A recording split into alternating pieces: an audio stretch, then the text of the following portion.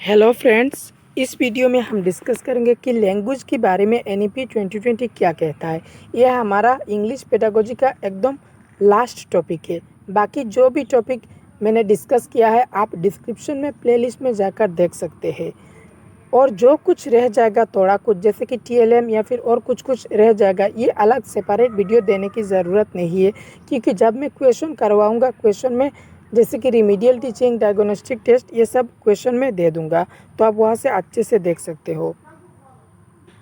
क्योंकि थ्योरी से हमें इतना ज़्यादा समझ नहीं आता है। जब हम क्वेश्चन को प्रैक्टिस करेंगे तो हमें ऑटोमेटिक थ्योरी समझ आ जाएगा।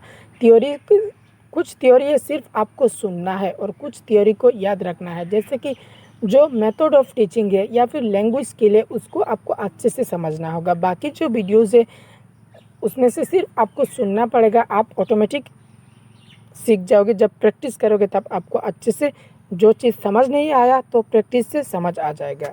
अब आते हैं वीडियो पर, जो national education policy 2020 on language के बारे में एनईपी 2020 क्या कहता है। No language is being imposed. आप किसी भी बच्चे को किसी भी भाषा को थोप नहीं सकते, किसी भी भाषा को आप इम्पोज नहीं कर सकते कि तुम्हें ये भाषा सीखना पड़ेगा ही पड़ेगा। आप किसी भी भाषा को उस पर थोप नहीं सकते। मदर टंग और regional language till grade 5, class 5 तक जो भी उसका मदर टंग होगा, जो भी उसका रीजनल लैंग्वेज होगा या फिर उसका नेटिव लैंग्वेज होगा, उसको वही इंस्ट्रक्शन देना है और मदर टंग से ही आपको पढ़ाना है। ये एनईपी 2020 कहता है। Sanskrit as an optional at all levels. Sanskrit को ऑप्शनल रखना है। ऑल लेवल्स मतलब जैसे कि 9th या 10th या फिर 11th या फिर ग्रेजुएशन पर ऑप्शनल रखना है। या फिर कोई भी जो क्लासिकल लैंग्वेज होगा जैसे कि संस्कृत, तमिल, तेलुगु, कन्नड़, मलयालम, उड़िया, ये जो 6 क्लासिकल लैंग्वेज है, इनसे बहुत क्वेश्चन आता है कि क्लासिकल लैंग्वेज कौन सा है। संस्कृत, तमिल, तेलुगु, कन्नड़, मलयालम, उड़िया, इनको उलट पलट कर देगा, एक बीच में हटा देगा। इसी तरह क्वेश्चन आता है। और इन जो क्लासिकल लैंग्वेज होगा उसको एडिशनल तौर पर बच्चे को लेना है। थ्री लैंग्वेज फार्मूला, जो थ्री लैंग्वेज फार्मूला है उसको ध्यान रखते हुए आपको पढ़ाना है। थ्री लैंग्वेज फार्मूला में आता है, थ्री लैंग्वेज फार्मूला सबसे पहले बात किया था कुटारी कमीशन ने 1964 में। जो थ्री लैंग्वेज फार्मूला है, first language, second language, third language. First language में बच्चे का जो मदर टंग होगा, मदर टंग या फिर उसका रीजनल लैंग्वेज या फिर उसका नेटिव लैंग्वेज, कोई भी जो बच्चा मदर टंग, जिस बच्चा परिचित है, जिस भाषा से उसने एक्वायर किया है, उसको पहले रखना है। मदर टंग को सबसे पहले रखना है। अब अगर आप ऑप्शन मिलेगा, बहुत इस थ्री लैंग्वेज फार्मूला से बहुत क्वेश्चन आता है। ऑप्शन मिलेगा कि पहले इंग्लिश या फिर हिंदी या फिर इसी तरह कुछ रख देगा, लेकिन आपको ये ढूंढना है कि मदर टंग सबसे पहले कौन सा मदर टंग का ऑप्शन है। मदर टंग का ऑप्शन सही होगा। सबसे पहला जो लैंग्वेज होगा मदर टंग। उसके बाद अगर फर्स्ट लैंग्वेज किसी स्टेट का हिंदी है, बच्चे का फर्स्ट लैंग्वेज हिंदी है, तो जो सेकंड लैंग्वेज होगा, सेकंड लैंग्वेज में बच्चे का जो कोई भी मॉडर्न इंडियन लैंग्वेज होगा या फिर इंग्लिश, कोई भी मॉडर्न इंडियन लैंग्वेज या फिर इंग्लिश होगा। और थर्ड लैंग्वेज में जो कॉन्स्टिट्यूशन में 22 लैंग्वेजेस है, उस 22 लैंग्वेजेस से कोई भी एक या फिर इंग्लिश। और अगर नॉन हिंदी स्पीकिंग स्टेट होगा, जैसे कि बंगाली मीडियम स्टेट होगा, उस स्टेट के लिए क्या होगा, सबसे पहला जो उसका मदर टंग होगा, बंगाली या फिर कोई भी हो सकता है मदर टंग। दूसरा सेकंड लैंग्वेज में आएगा हिंदी या फिर English.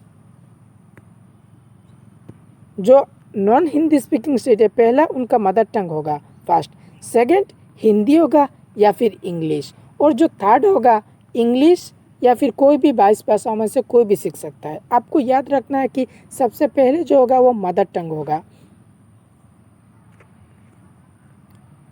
Multilingual flexible is still the basis for the new NEP 2020। Multilingual को फ्लेक्सिबल रखना है। मल्टीलिंगुअल आपको कभी भी बाधा नहीं देगा। मल्टीलिंगुअल मतलब एक क्लास में अलग अलग भाषाओं में बच्चे बात करते हैं। कोई हिंदी बोलता है, कोई बंगाली बोलता है, कोई संस्कृत बोलता है, तो कोई उर्दू बोलता है। इसी तरह जो बच्चे का भाषा होगा, खुद का जो लैंग्वेज होगा, बच्चा उस लैंग्वेज से खुद को एक्सप्रेस कर सके, आपको रिसोर्स रखना है। मल्टीलिंगुअल को आपको एज ए रिसोर्स रखना है या फिर एज ए एसेट। क्वेश्चन में बार बार आया है कि मल्टीलिंगुअल क्या है, कि एक बाधा है, कभी नहीं एक बाधा है। मल्टीलिंगुअल एज ए रिसोर्स या फिर मल्टीलिंगुअल एज एन एसेट।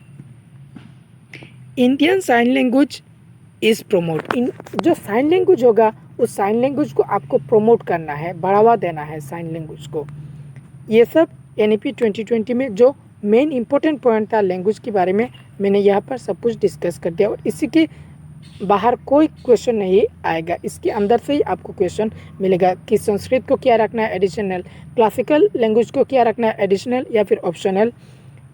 किसी भी बच्चे पर आप भाषा को थोप नहीं सकते।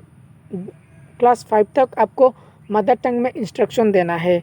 3 लैंग्वेज फार्मूला को ध्यान रखना है। 3 लैंग्वेज फार्मूला में फर्स्ट लैंग्वेज जो होगा वो बच्चे का मदर टंग होगा, और second language Hindi speaking state के लिए इंग्लिश या फिर कोई मॉडर्न इंडियन लैंग्वेज, और थर्ड होगा जो 22 भाषा दिया है कॉन्स्टिट्यूशन में, उसमें से कोई एक या फिर इंग्लिश। और जो नॉन हिंदी स्पीकिंग स्टेट है उनका सबसे पहले मदर टंग होगा। For example first language Bengali, तो फर्स्ट मदर टंग बंगाली है तो बंगाली में फर्स्ट लैंग्वेज को रखना पड़ेगा, और सेकंड लैंग्वेज में हिंदी या फिर इंग्लिश, और थर्ड में कोई भी एक लैंग्वेज। और इंडियन लैंग्वेज को, साइन लैंग्वेज को प्रमोट करना है। आई होप आपको ये वीडियो पसंद आया होगा, क्योंकि ये बहुत बड़ा एक टॉपिक है। जस्ट मैंने इस जगह पर समराइज़ कर दिया आपको। वीडियो अच्छा लगा तो आप लाइक करिए और चैनल को सब्सक्राइब करिए, क्योंकि बाद में जो क्वेश्चन होगा प्रैक्टिस 15 क्वेश्चन का एक सेट होता है, पेडागोजी एक सेट डिस्कस किया जाएगा इस चैनल पर। आप चैनल को सब्सक्राइब कर दीजिए ताकि बाद में वो प्रैक्टिस सेट आप देख सके, और अपने दोस्तों के साथ वीडियो को शेयर ज़रूर करें। थ्योरी से आपको जितना समझ में आया उससे ज़्यादा आपको MCQ से समझ आएगा, क्योंकि थ्योरी से हमें इतना ज़्यादा समझ नहीं आता है। क्वेश्चन घुमा फिरा कर दे लेता है, MCQ बेस्ड होता है ना, इसलिए चारों ऑप्शन सेम दे देता है, लेकिन क्वेश्चन में कुछ ना कुछ कीवर्ड ज़रूर होता है। मेरे पास 2 क्वेश्चन है NEP 2020 के बारे में, और 2-3 क्वेश्चन हम देख लेते हैं। क्वेश्चन नंबर जो 48 है वो, which of the following is not true national education policy 2020 on language education. Language के बारे में कौन सा ट्रू नहीं है? Study of a classical language under 3 language formula, study of mother tongue home language under 3 language formula. 3 language formula में mother tongue study में आता है। Study of Indian language under 3 language formula, study of 3 language formula में क्या आता है? Indian language जैसे कि मॉडर्न लैंग्वेज स्टडी ऑफ आता है। Study of English as a language under 3 language formula, Hindi speaking के लिए इंग्लिश या हिंदी, तो फिर ये भी आता है। Study of a classical language under 3 language formula, classical language को आपको एडिशनल रूप में पढ़ाना है, तो फिर ऑप्शन 1 इज करेक्ट, मतलब नॉट है। Question number 149, which one of the following is true of the 3 language formula. 3 language formula के बारे में कौन सा सटीक है? All children being they are schooling in their medium of English. क्या NEP 2020 में ये कहा गया था कि जो सबसे पहले ही इंग्लिश में मीडियम ऑफ इंस्ट्रक्शन देना है? Option 1 eliminate. All children begin their schooling in their state language and move on to add at least 2 more language by the time they complete their high school.